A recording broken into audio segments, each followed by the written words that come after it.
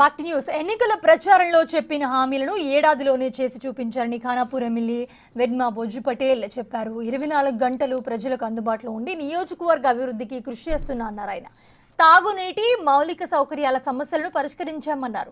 Kadem project పనులను పూర్తి చేయించి నియోజకవర్గ వ్యాప్తంగా తన మార్కు చూపించాలనుకున్న ఎమ్మెల్యే వెడ్మా బొజ్జు పటేల్తో మా ప్రతినిధి సాయిలు ఫేస్ టు ఫేస్. రాష్ట్రంలో కాంగ్రెస్ ప్రభుత్వం ఏర్పడి ఏడాది పూర్తవుతుంది. ప్రజాపాలనలో ప్రజలు ఏమనుకుంటున్నారు, ప్రజల యొక్క స్పందన ఎట్లా ఉంది? సో ముఖ్యంగా చూసుకున్నట్లయితే ఆదిలాబాద్ జిల్లాలో ఎలాంటి అభివృద్ధి జరిగింది, ఖానాపూర్ నియోజకవర్గంలో ఎట్లాంటి ఫోకస్ పెట్టారు, ఎలాంటి అభివృద్ధి జరిగింది, మనకు అందుబాటులో ఖానాపూర్ ఎమ్మెల్యే వెడ్మా బొజ్జు పటేల్ గారు ఉన్నారు. ఒకసారి ఇవన్నీ మాట్లాడిద్దాం. చెప్పండి సార్, కాంగ్రెస్ ప్రభుత్వం ఏర్పడి ఏడాది పూర్తవుతుంది. సో ముఖ్యంగా ఖానాపూర్ నియోజకవర్గంలో ఎట్లాంటి అభివృద్ధి జరిగింది, అభివృద్ధి పైన ప్రజలేమనుకుంటున్నారు? వాస్తవంగా ఖానాపూర్ నియోజకవర్గం కొన్ని దశాబ్దాల పాటు వెనుకబడితనం, ఒకవైపు టైగర్ జోన్, మరోవైపు ఆదివాసులు, ఒకవైపు పీడిత వర్గాలు, వీరందరూ కూడా రోడ్డు సౌకర్యాలు లేక అనేక గ్రామాలు ఇబ్బంది కూడినటువంటి పరిస్థితుల్లో ఆ రోజుల్లో నేను ప్రత్యేకించి ఎలక్షన్ క్యాంపెయిన్లో కావచ్చు, దానికంటే ముందు ఒక కాంగ్రెస్ పార్టీ కార్యకర్తగా కావచ్చు, తిరిగే క్రమంలో క్షేత్రస్థాయిలో స్థితిగతులను కూడా అధ్యయనం చేసుకొని తప్పకుండా రేపు అధికారంలో వచ్చిన వెంటనే ఈ ప్రాంత సమస్యలన్నీ కూడా పరిష్కారం చేసే బాధ్యత నాది అని ప్రత్యేకించి చెప్పడం అనేది జరిగింది. ఈ సంవత్సర కాలంలో గౌరవ ముఖ్యమంత్రి గారు కావచ్చు, మిగతా వాళ్ళందరూ కూడా కావచ్చు, నాకు చాలామంది మంత్రులు కావచ్చు కొంత సూచన చేసేవారు. ఏవైతే దీర్ఘకాలికమైన సమస్యలు ఉన్నాయో వాటి మీద ప్రత్యేకమైన దృష్టి సారించండి, అప్పుడే జనాలందరూ కూడా మనల్ని ఆదుకుంటారనే కాన్సెప్ట్ తోటి చాలామంది మేధావుల దగ్గర ఆలోచన చేసి ప్రత్యేకించి నా నియోజకవర్గంలో దీర్ఘకాలికమైన సమస్యలు ఏవైతే ఉన్నాయో వాటన్నిటి కూడా ప్రత్యేకించి నోటీసులో పెట్టుకొని ఆ రోజుల్లో ముఖ్యంగా కడెం ప్రాజెక్టులో ఉన్నటువంటి విషయం మీ అందరికీ తెలుసు, పత్రికల్లో వచ్చింది. ఆ ప్రాంతవాసులందరూ కూడా భయాందోళనకరమైన వాతావరణం. మేము అసెంబ్లీ వెళ్ళిన తర్వాత మేము గౌరవ ముఖ్యమంత్రి గారు కావచ్చు, అదేవిధంగా రీశాఖ మంత్రికి కావచ్చు, చెప్పిన వెంటనే 9,46,00,000 శాంక్షన్ చేయడం అనేది జరిగింది. దాంతోపాటు ఎలక్షన్ క్యాంపెయిన్లో నేను గంగాపూర్ వాసులందరూ కూడా నేను బాండ్ పేపర్ రాసిచ్చా, తప్పకుండా మీ సమస్యలన్నీ కూడా పరిష్కారం కావాలి, మీ యొక్క ప్రాబ్లం ఏదైతుందో దారి అనేది మంచిగా ఉండాలి, బ్రిడ్జ్ కట్టించే బాధ్యత నాది అని ఆ రోజుల్లో నేను బాండ్ పేపర్ రాసిచ్చి వాళ్ళకి ఇచ్చిన మాటకు అనుగుణంగా ఇమీడియట్లీ 22 కోట్లను శాంక్షన్ చేసుకొని ఈరోజు టెండర్ కూడా కంప్లీట్ అయిపోయింది. త్వరలోనే మా మంత్రివర్యులు సీతక్క గారితో కూడా టెంకాయ కూడా నేను కొడిపిస్తాను. దాంతోపాటు ఈ ప్రాంతంలో రోడ్డు సమస్యలు వాయిపేట సంబంధించి కావచ్చు, అదేవిధంగా అల్లంపల్లి కావచ్చు, అంకిన రాయదరి కావచ్చు, ఇవి ప్రధానమైన దారులు.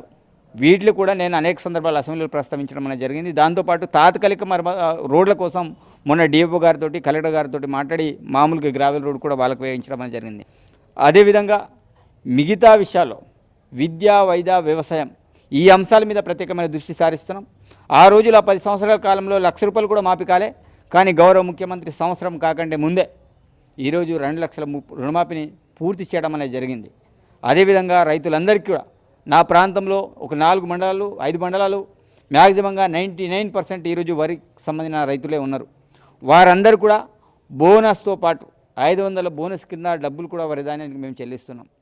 అదేవిధంగా రైతులందరూ కూడా మిగతా వాటిని కూడా గిట్టుబాటు ధర కల్పిస్తున్నాం. కాబట్టి రైతుని ఏదైతే ఏ 6 గ్యారంటీ పథకాలపైన అమలు కాలేదు, పూర్తి స్థాయిలోనే ఇంప్లిమెంటేషన్ కాలేదు, రైతులకు పూర్తి స్థాయిలోనే రైతు భరోసా కావచ్చు, రైతు రుణమాఫీ కాలేదని ప్రతిపక్షాలు ఆరోపణలు చేస్తున్నాయి, ఏమంటారు దీనిపైన?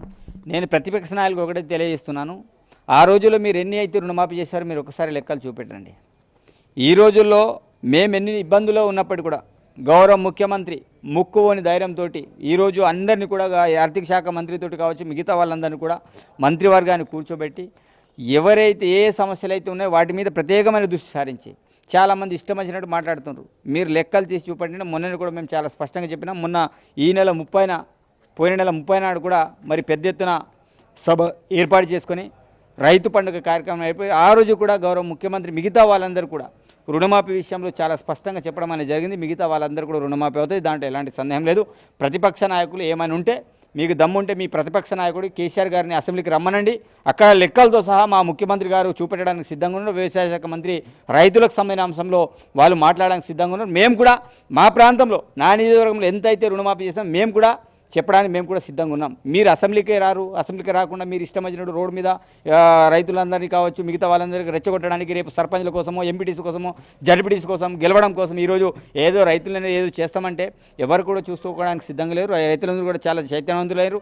ఈరోజు ప్రజాప్రభుత్వాన్ని ఆశీర్వదించే గౌరవ ముఖ్యమంత్రికి ముందుకు తీసుకెళ్తున్న విషయం అందరికీ తెలిసిన విషయమే. కాబట్టి ఎవరెన్ని ఒరినా ఏం చేసేసినా రైతులకు తెలుసు, అది మాకు తెలిసి మేము ఏం చేస్తున్నాం అనేది. సో ముఖ్యంగా చూసుకున్నట్లయితే ఖానాపూర్ నియోజకవర్గంలో సో ఏడాది సంవత్సర కాలంలో ముఖ్యంగా స్పెషల్గా కడెం ప్రాజెక్టు కావచ్చు 9 కోట్లతో మరమ్మతు పనులు పూర్తి అయిపోయాయి. సో గంగాపూర్ వాసులకు బాండ్ పేపర్ రాసించడం, అక్కడ కూడా ఏదైతే బ్రిడ్జి కూడా శాంక్షన్ కూడా కావడం జరుగుతుంది. సో అక్కడ ఉన్న స్థానికులు ఏమంటున్నారు, ప్రజాపాలనపై ఏమనుకుంటున్నారు స్థానికులు, వారి నుంచి ఎట్లాంటి స్పందన వస్తుంది? చాలా మంది చాలా హర్షం వ్యక్తం చేసుకుంటారు. చాలామంది అనుకున్నారు ఇతనితో ఏమవుతుంది అనుకుని, చాలా ఎలక్షన్ కంటే ముందు నా గురించి అదే మాట్లాడారు, ఆఫ్టర్ ఎలక్షన్ తర్వాత కూడా అదే మాట్లాడుకున్నాం. కానీ మేము నిరూపించాం. ఈరోజు గంగాపూర్ బ్రిడ్జ్ అనేది కాదు అని చాలామంది అనుకున్నారు. కానీ ఈరోజు 22 కోట్లు గౌరవ ముఖ్యమంత్రి మాకు రిలీజ్ చేసిండు, దానికి టెంకాయ కొట్టొస్తున్నాం. కడెం ప్రాజెక్టు కాదు, ఇక్కడ తెగిపోతుంది, దీంతో అంతే కాదు ఇట్లనే మాట్లాడతారు రాజకీయ నాయకులు కాదు, మేము చేస్తామని చెప్పినాం, చేసి చూపెట్టినాం. అమరవీలి స్తూపానికి అనేక సందర్భాల్లో అనేక మంది వచ్చేసి దాంట్లో టెంకాయలు కొట్టి మేము ఇది చేస్తాం గది చేస్తాం అన్న మాటలు మాట్లాడారు. కానీ ఎవరు కూడా చేయలే.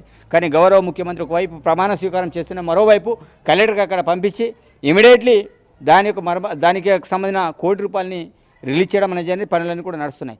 దాంతోపాటు జోడేఘాట్, అక్కడ ఆ జోడేఘాట్ నీళ్ళన్నీ కూడా అసంపూర్తిగా ఉన్నాయని చెప్తే గౌరవ ముఖ్యమంత్రి గారు అదే ప్రమాణ స్వీకారం చేశారు. అదే రోజు కలెక్టర్ గారిని జోడేఘాట్కి పంపించి వాళ్ళకి ఇళ్లకు సంబంధించిన అంశాల మీద ప్రత్యేకించి చేసి 57 లక్షలు వాళ్ళకి శాంక్షన్ చేయడం అనేది జరిగింది. సో ముఖ్యంగా చూసుకున్నట్లయితే ఖానాపూర్ ఏజెన్సీ ఏదైతే మీ ఏజెన్సీ ఉట్నూరు ఏజెన్సీ ప్రాంతంలో ఎట్లాంటి విద్య, వైద్యం, రోడ్లు ఇవన్నీ కూడా సమస్యలను పరిష్కరించేందుకు ప్రభుత్వ దృష్టికి ఎట్లా తీసుకెళ్తున్నారు, ఎట్లాంటి సమస్యను ఎట్లా పరిష్కరిస్తున్నారు? చాలా పకడ్బందీగా ప్రణాళికలు వేసుకొని నేను ముందుకెళ్తున్నాను. ఇప్పటికే డెవలప్మెంట్ విషయంలో ముఖ్యంగా బ్యూటిఫికేషన్ కోసం ఇంద్రవెల్లి, ఉట్నూర్, జన్నారాం, కడెం, పెంబి, ఖానాపూర్ అండ్ దస్తూరాబాద్ ప్రతి మండలంలో కూడా రోడ్ వెండింగ్ కోసం మేము ప్రపోజల్ పంపించడం అనేది జరిగింది.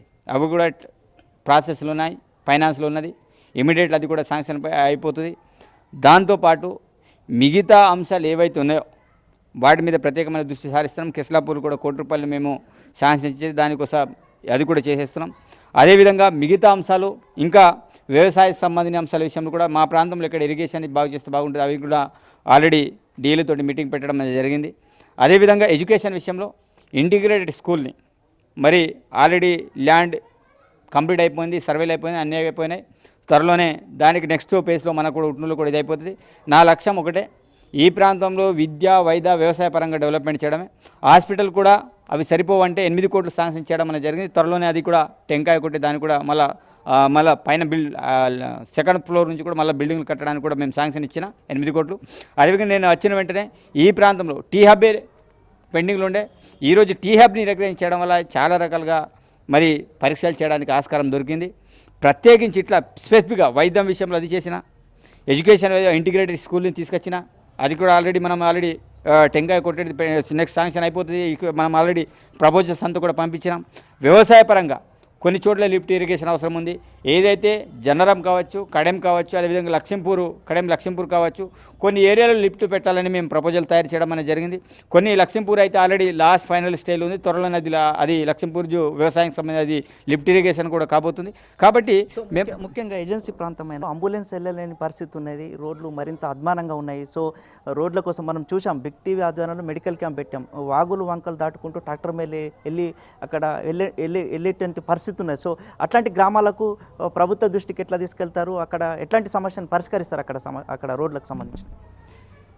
తప్పకుండా రోడ్లకు సంబంధించిన అంబులెన్స్ వెళ్ళేటట్టు ప్రతి రోడ్లన్నీ కూడా ఇప్పటికే నేను ఆల్రెడీ బీటా ఆఫీసర్లతోటి సమావేశం ఏర్పాటు చేసుకున్నా.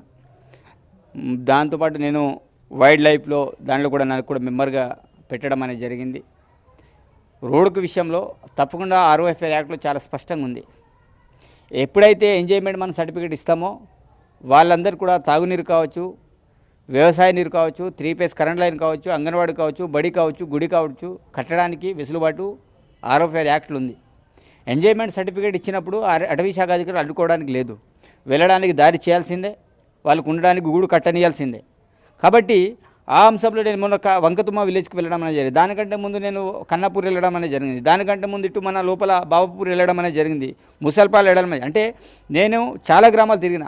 వారి కోసం ప్రజెంట్ అయితే తాత్కాలికంగా కొంత గ్రావెల్ వేసుకొని వాళ్ళు పోవడానికి రావడానికి అంబులెన్స్లు ఏర్పాటు చేసుకున్నాం. ఏడాది కాలంలో ఇంత ఏదైతే మేజర్ ఇష్యూ కాడెంకు సంబంధించింది కావచ్చు, మరమ్మతు పనులు, గంగాపూర్కి సంబంధించి ఇవన్నీ కూడా జరిగినాయి. సో మరి ముందు ఏదైతే మేజర్ ఇష్యూ ఇంకా ఏమైనా ఉన్నాయి వాటిని ప్రభుత్వ దృష్టికి తీసుకెళ్ళి అదేవిధంగా సమస్యలను పరిష్కరించి ఎట్లా కృషి చేస్తారు, ఎట్లా అభివృద్ధి జరుపుతారు నియోజకవర్గం? సరే, దానికంటే ముందు నా గురించి మాట్లాడే క్రమంలో దాన్ని చెప్పిన తర్వాత దాని గురించి మీకు చెప్తా. తిరగాడు, ఇది చేయడం అది చేయడం చాలామంది మాట్లాడుతారు. 24/7 నేను తిరిగితే ఒకసారి నేను షెడ్యూల్ పెట్టుకుంటే నా షెడ్యూల్ డే బై డే ఉంటుంది. డే అంత రాత్రి 11 గంటల వరకు తిరుగుతూనే ఉంటా. చాలామంది మూర్ఖులు దీన్ని విషప్రచారం చేస్తున్నారు. తిరుగుతలేరు, జనాల దగ్గర ఉండలేరు, ఇది చేస్తలేరు, హైదరాబాద్లో పోయి ఉంటారు. నాకు ఏమైనా హైదరాబాద్లో బిజినెస్లు ఉన్నాయి, ఏమున్నాయి, అసెంబ్లీ ఉంటే పోతే ఏమైనా చిన్న ఆఫీస్ పని ఉంటే ఏమైనా హైదరాబాద్లో సెక్రటరీ దానికోసం వెళ్తా తప్ప వారం రోజు హైదరాబాద్ ఉండే వ్యక్తి నేను కాదు.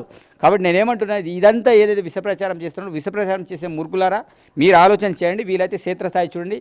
ఇక్కడ ఉన్నటువంటి ఆదిలాబాద్ పార్లమెంట్లో 7 నియోజకవర్గాల్లో ఏ ఎమ్మెల్యే 24/7 ఉంటారో మీరే తెలుసుకోండి. వాళ్ళకు షెడ్యూల్ వీలైతే నేను డాటాతో సహా డే బై డే నేను ఎక్కడ తిరుగుతా, ఏం చేస్తా, అన్నీ కూడా నేను చూపెట్టగలుగుతా. కాబట్టి నేను ఏమంటున్నానంటే ఈరోజు జనాలందరూ కూడా నేను విజ్ఞప్తి చేస్తున్నాను. ఎవడో పోకిరిగాలు చెప్పే మాటలు మీరు నమ్మకండి. నేను మీ 24/7 నేను మీకు అందుబాటులో ఉంటా. తప్పకుండా మీరు ఏ రాత్రి వచ్చినా నేను తలుపు కొట్టినా నేను లేవడానికి సిద్ధంగా ఉంటా. కాబట్టి జనాలకి నేను విజ్ఞప్తి చేసేది అంటే ఎలక్షన్ కంటే ముందు చాలా విపరీతంగా తిరిగేటువంటి వాళ్ళం. కానీ మనం ఒక పవర్లో వచ్చిన తర్వాత కొంత ఆ రోజుల్లో ఉన్న వెసులుబాటు ఇప్పుడు ఉండదు. కాబట్టి మనం అధికారులతోటి కావచ్చు, మిగతా వాళ్ళతో కావచ్చు, అందరితో కోఆర్డినేషన్ చేయాలి. కాబట్టి ఏ సమస్య ఉన్నా మావాడు మా తమ్ముడు ఉన్నాడు అనే భరోసా నా మీద ఉంచండి. జనాలారా, ఈ ఖానాపూర్ నియోజక ప్రజలారా, నేను మీకు మాటిస్తున్నాను. నేను మీకోసమే ఈ ప్రాంతంలోకి రాజకీయాలకు వచ్చిన గౌరవ ముఖ్యమంత్రి ఈ ప్రాంతంలో ఇట్లాంటి వాళ్ళు ఉంటే గరీబులకు న్యాయపరిచి నన్ను రాజకీయాలకు తీసుకొచ్చారు. కాబట్టి నేను మళ్ళీ చెప్తున్నా, నేను మిమ్మల్ని వదిలి నేను మీ ఇంటికి వచ్చినా రాకపోయినా విడమబుజ్జి అనేవాడు 24/7 నియోజకవర్గ ప్రజల కోసమే ఆలోచన చేస్తారు. మొత్తాన్ని చూసుకున్నట్లయితే ఏడాది కాలంలోనే ఖానాపూర్ నియోజకవర్గంలో కడెం ప్రాజెక్టు మరమ్మతులు పూర్తయ్యాయి. అదేవిధంగా గంగాపూర్ వాసులు పడుతున్నటువంటి కష్టాలను కూడా అక్కడ బ్రిడ్జ్ కూడా శాంక్షన్ చేయడం జరుగుతుంది. ఏదైతే ఐటీడీఏ ఏజెన్సీ పరిధిలో ఉన్నటువంటి విద్య, వైద్యం, రోడ్డు, పోడు భూముల సమస్యలన్నిటి కూడా పరిష్కారం చేస్తామని చెప్తున్నారు ఖానాపూర్ ఎమ్మెల్యే వెడుము బొజ్జి పటేల్ గారు. కెమెరామెన్ భూమేష్తో సాయిలు, బిగ్ టీవీ, ఖానాపూర్.